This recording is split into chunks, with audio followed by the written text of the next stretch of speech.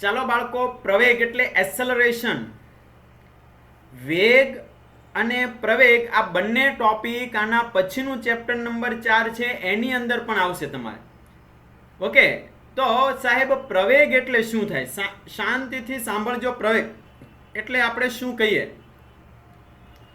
આ કોઈ વ્યક્તિ છે, અત્યારે એ પદાર્થ સ્થિર છે એટલે એનો વેગ 0 છે. સાંભળજો, સ્થિર છે. હવે અહીંયાથી આપણે એને ધક્કો માર્યો એટલે આ પદાર્થ છે ગતિ કરવા લાગ્યો. અરે બકા, આ પદાર્થ v વેગથી ગતિ કરવા લાગ્યો. સમજો, અહીંયાથી અહીંયા પહોંચ્યો એટલે એને t સમય ગયો. તો આ પદાર્થ ગતિ કરે છે તો એને આપણે એમ કહેવાય કે એનો પ્રવેગ બદલાણો. પ્રવેગ એટલે વેગમાં ફેરફાર થવો સમય સાથે. ફરીવાર કહું છું બાળકો, પ્રવેગ એટલે વેગનો ફેરફાર થવો સમય સાથે. ઓકે સાહેબ, તો સમજાઈ ગયું. પ્રવેગ એટલે વેગનો ફેરફાર થવો, વેગનો ફેરફાર ભાગ્યા સમય. વેગનો ફેરફાર એટલે અંતિમ વેગ માઇનસ પ્રારંભિક વેગ, એ માટે લાગતો સમય. અંતિમ વેગ અહીંયા જુઓ આપણને શું આપ્યો છે? v. પ્રારંભિક વેગ 0. આવી રીતે તમે લખી શકો, અથવા વેગના ફેરફારને ડેલ્ટા v ભાગ્યા ડેલ્ટા t કરી શકો. આને આપણે પ્રવેગ કહીએ છીએ બાળકો. હવે ખાસ ધ્યાન રાખો, મેં અહીંયા જે થિયોરેટિકલ ક્વેશ્ચન લખ્યા છે એના પર ફોકસ કરજો. પહેલી વ્યાખ્યા લખો કે જો કણનો વેગ સમય સાથે બદલાતો હોય તો એને પ્રવેગ નિયમિત ગતિ કરે છે એમ કહેવાય, અચળ રહે. પહેલો પોઈન્ટ શું છે કે વેગ છે એ બદલાતો ન હોય, એક સરખા વેગથી પદાર્થ ગતિ કરતો હોય. સાંભળજો, અહીંયા પણ પદાર્થનો વેગ v, અહીંયા પહોંચે ત્યારે પણ પદાર્થનો વેગ v, અહીંયા પહોંચે ત્યારે પણ પદાર્થનો વેગ v. તો ભાઈ, પદાર્થનો વેગ એક સરખો હોય તો આને નિયમિત વેગ કહેવાય. અને કાલે આપણે એનો ગ્રાફ દોર્યો તો આવા ટાઈપનો ગ્રાફ હતો. એક સરખા સમયમાં એક સરખું અંતર કાપે તો વેગ અચળ હોય. હાકે ના? જો વેગ અચળ હોય તો પ્રવેગ 0 હોય, કારણ કે અહીંયા તમે કિંમત મૂકો, અંતિમ અને પ્રારંભિક એક સમાન હોય તો v માઇનસ v 0 ભાગ્યા t કરો, ભાઈ સાહેબ પ્રવેગ 0 મળે.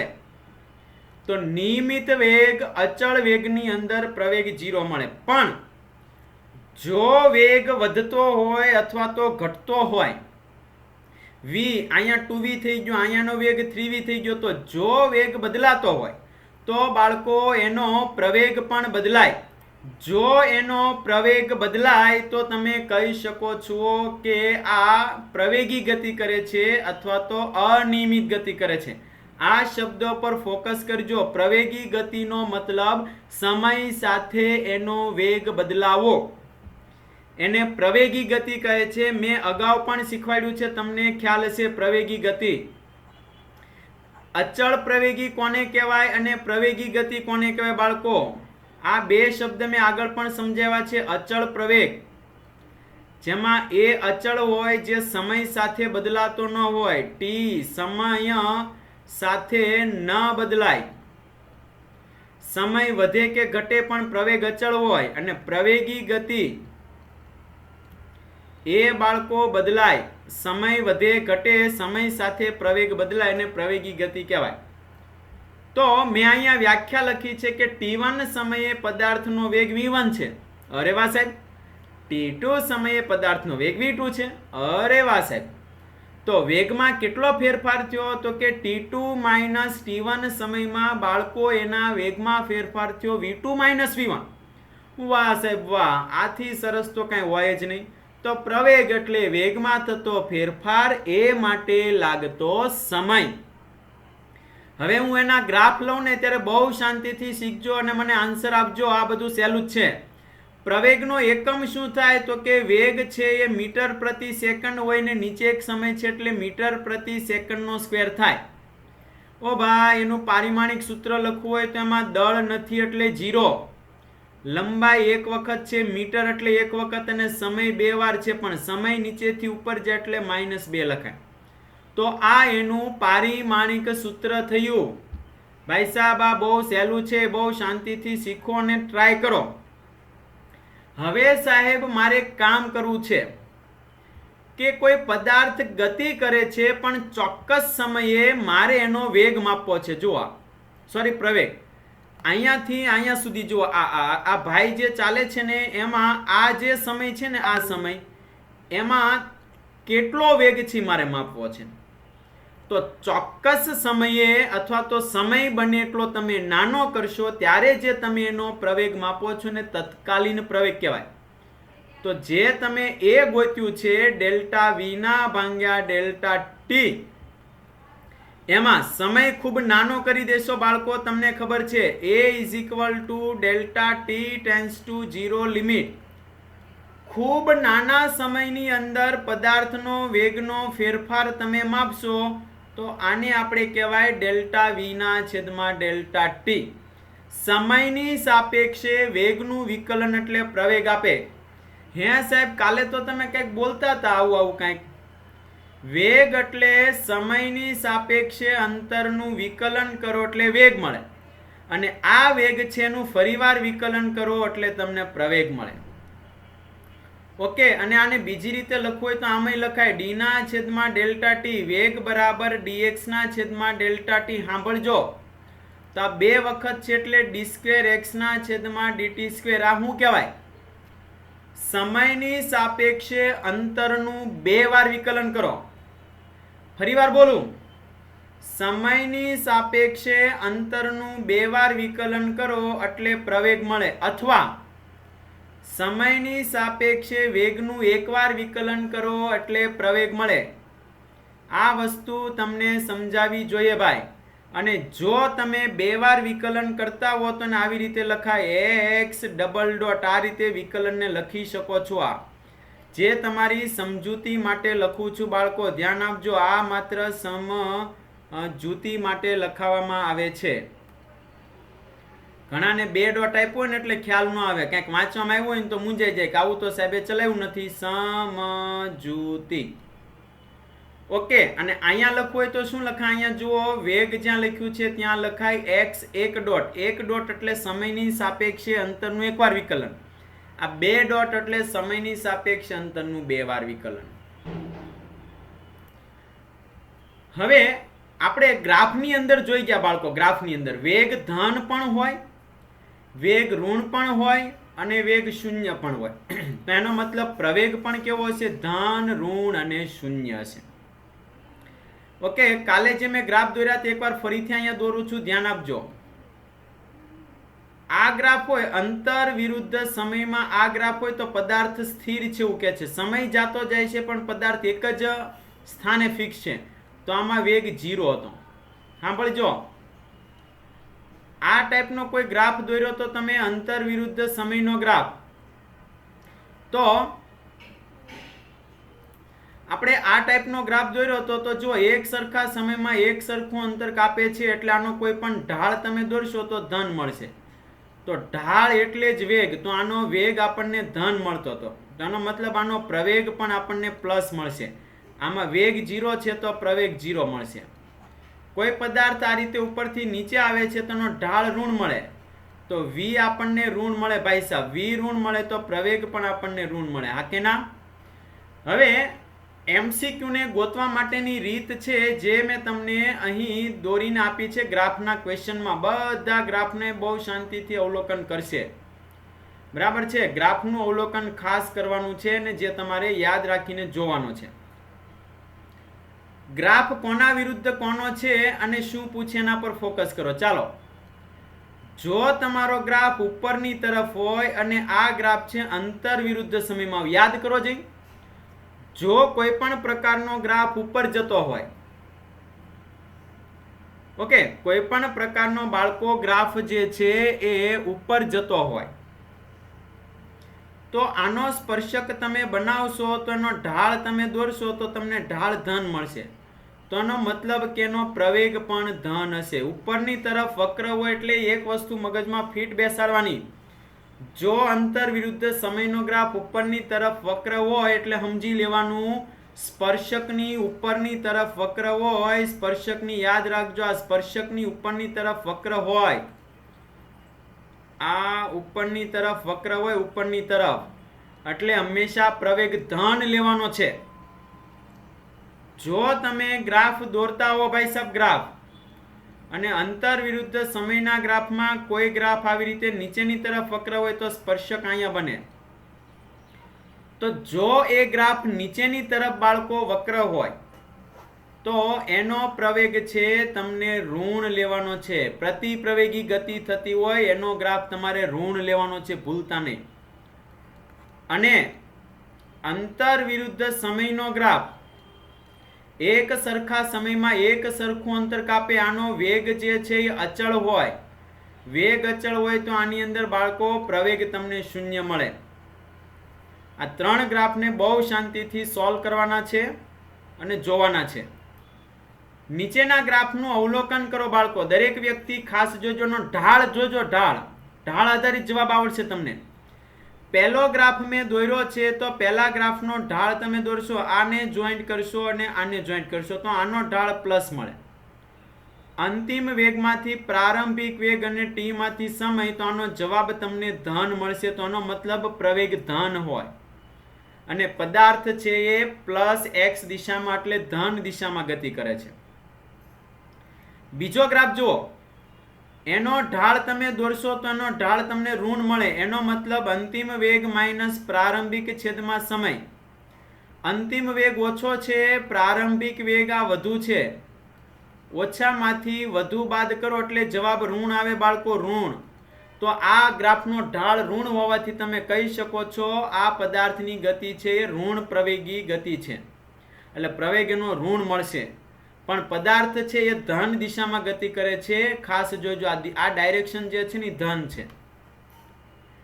આ નીચેનો ગ્રાફ જુઓ, પ્રવેગ અંતિમ વેગ એનો માઇનસ વી, પ્રારંભિક એક વેગ એનો માઇનસ વી, 0 માટે લાગતો સમય તો માઇનસ માઇનસ પ્લસ થઈ જશે ભાઈ, બરાબર છે. માઇનસ વી વત્તા V0 ભાગ્યા સમય, તો આનો જવાબ જે છે ભાઈ તમને ઋણ મળશે, ઋણ. અથવા આ ગ્રાફનો ઢાળ તમે દોરો તો ઢાળ પણ ઋણ મળે. તો આ પ્રવેગ ઋણ હોય અને પદાર્થની ગતિ છે એ ઋણ દિશામાં થાય છે. ઓકે, એટલે બહુ શાંતિથી વ્યવસ્થિત જોશો. અને આ ટાઈપનો ગ્રાફ જે છે MCQ માં પૂછ્યા 4 નંબરનો. અહીંયા એક દડો છે, આ દડો અત્યારે એનો વેગ મેં ઉછાળ્યો એટલે વેગ વધ્યો ભાઈ સાહેબ. એનો વેગ છે એ ઉપર જતો જાય એમ ઘટતો જાય છે, અને મેં વેગ ફેંક્યો. સમજો કે 50 ના વેગથી ફેંક્યો તો 40 થતો ગયો, 30 થતો ગયો, 20 થતો થયો, 10 નો વેગ થયો. પછી ત્યાંથી રિટર્ન આવ્યો પદાર્થ. આ પદાર્થ અહીંયાથી રિટર્ન આવે છે. તો અહીંયાથી પદાર્થ નીચે આવે ત્યારે એનો વિરુદ્ધ દિશામાં વેગ એનો વધતો ગયો ભાઈ, બરાબર છે. એ જ્યારે નીચે આવે છે ત્યારે એનો વેગ જે છે એ વિરુદ્ધ દિશામાં વધતો ગયો. અહીંયા -10, -20, -30, -40. તો અહીંયા જો આનો ગ્રાફ કેવો બને, અંતર વિરુદ્ધ સમયનો ગ્રાફ.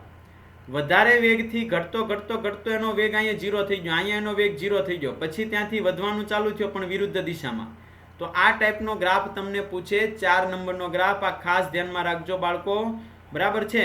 તો આ 4 ગ્રાફ જે મેં લીધા છે એ તમને સમજાઈ ગયા હોય તો આપણે લાસ્ટ ટોપિક આમનો જોઈ લઈએ. હવે પ્રવેગી ગતિ માટે જો પદાર્થનો વેગ સમય સાથે બદલાતો હોય તો આ ગતિને આપણે પ્રવેગી ગતિ કહીએ છીએ. તો એનો અંતર વિરુદ્ધ સમયના આલેખો કેવા હોય અને એમાં વેગ વિરુદ્ધ સમયના આલેખો કેવા હોય એ બાળકો આપણે શીખી લઈએ. એટલે બહુ શાંતિથી જોશો અને શીખવાનો પ્રયત્ન કરજો. પહેલો આપણે ગ્રાફ જોઈએ, અંતર વિરુદ્ધ સમયનો ગ્રાફ. તો હમણાં જ મેં કીધું, જો ગ્રાફ ઉપરની તરફ વક્ર હોય તો બાળકો એનો પ્રવેગ ધન લેવાનો છે, અને ધન તો જ હોય જો એનો વેગ વધતો હોય. નીચેની તરફ વક્ર હોય તો એનો પ્રવેગ બાળકો ઋણ લેવાનો છે, એટલે વિરુદ્ધ દિશામાં એનો વેગ વધતો હોઈ શકે. તો અહીંયા મેં લખ્યું છે કે x અને t ના આલેખમાં વક્રતા વધુ હશે. જ્યાં ગ્રાફ વધારે વક્ર હશે એટલે આપણે કોઈ x અને t નો ગ્રાફ દોર્યો, એમાં જ્યાં વધારે વક્રતા હશે બાળકો ઉપર કે નીચેની તરફ, ત્યાં પ્રવેગ વધુ હશે. અને x t ના આલેખમાં જ્યાં વક્રતા ઓછી હશે, ઓછી, ત્યાં પ્રવેગ ઋણ હશે, એટલે કે ઓછો હશે. સોરી, પ્રવેગ ઓછો હશે તમને. ઓકે, તો મેં કીધું છે એમ ઉપરની તરફ વક્ર હોય તો પ્રવેગ તમારે બાળકો ધન લેવાનો છે, નીચેની તરફ હોય તો તમારે ઋણ લેવાનો છે. અને ગ્રાફ સ્ટ્રેટ હોય, બદલાતો ન હોય તો એનો પ્રવેગ શૂન્ય થાય. તો આપેલી આકૃતિનું અવલોકન કરો જરાક. બરાબર છે, આપેલી આકૃતિનું અવલોકન કરો તમે. એમાં અંતર વિરુદ્ધ સમયનો ગ્રાફ પહેલા આપણે શીખીએ, પછીના લેક્ચરમાં આપણે વેગ વિરુદ્ધ સમયનો ગ્રાફ શીખીશું. તો એ બિંદુનું અવલોકન કરો બાળકો. એ બિંદુ જ્યાં આપણને આપ્યું છે ત્યાંથી તમારે અવલોકન કરવાનું છે. તો જ્યાં ગ્રાફ આપણો જાય છે એ ગ્રાફને તમે જુઓ તો ઉપરની તરફ અહીંયાથી વક્ર છે. આ ગ્રાફ કોઈ પણ આકારનો વક્ર ગ્રાફ હોય તો એને સ્પર્શકની દિશા એનો ઢાળ બતાવે.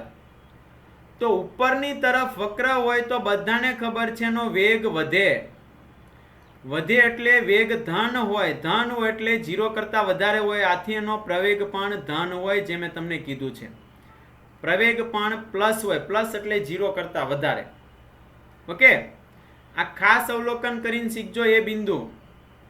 ત્યારબાદ તમે જુઓ બાળકો, બી બિંદુનું અવલોકન કરો. બી બિંદુ,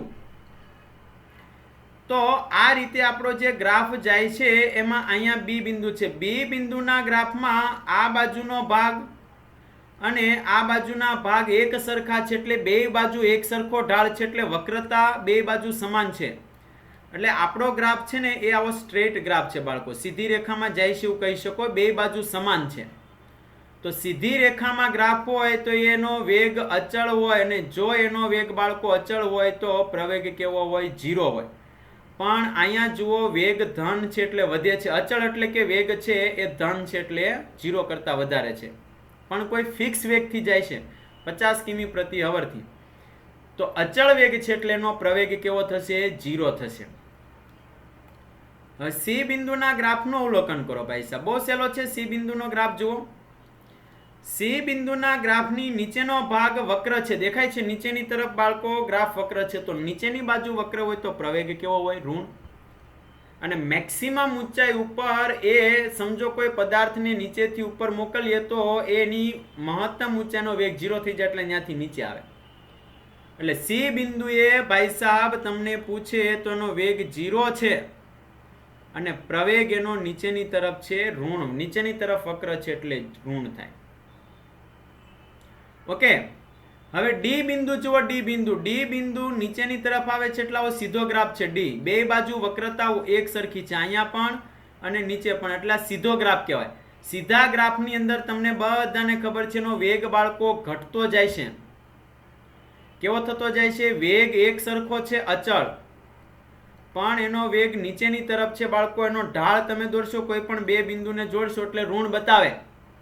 એટલે વેગ એનો ઋણ છે, પણ પ્રવેગ એનો કેવો થશે? 0. કારણ કે વક્રતા નથી. ગ્રાફ છે ને એ સીધો ગ્રાફ છે. આવી રીતે જો બે બાજુ એક સરખો છે, સ્ટ્રેટ લાઈન હોય એટલે એનો પ્રવેગ 0 હોય, કારણ કે અચળ વેગ હોય. ઓકે, જે મેં તમને આગળના ક્વેશ્ચનમાં શીખવાડ્યું છે, એટલે બહુ શાંતિથી શીખજો અને ધ્યાન આપીને જોશો. ઈ બિંદુનું અવલોકન કરો. ઈ બિંદુની અંદર ગ્રાફ ઉપરની તરફ છે એટલે એનો પ્રવેગ ધન હશે, પણ બાળકો એનો વેગ છે નીચેની દિશામાં ઋણ છે. જો એનો કોઈ પણ બે બિંદુને જોઈન્ટ કરશો, એનો ઢાળ લેશો, કોઈ પણ બે બિંદુનો ઢાળ લેશો તમે, તો એ ઢાળ જે છે તમને ઋણ બતાવશે. એટલે વેગ એનો ઋણ છે, પણ પ્રવેગ ઉપરની તરફ છે એટલે ધન છે. આ રીતે આપણે ગ્રાફ દોર્યા. ઓકે, તો આ બધા જ ગ્રાફનું એકવાર વ્યવસ્થિત અવલોકન કરજો અને કોઈ ક્વેશ્ચન પૂછે તો એની ઉપર શાંતિથી સોલ્વ કરજો. Thank you two watch physics.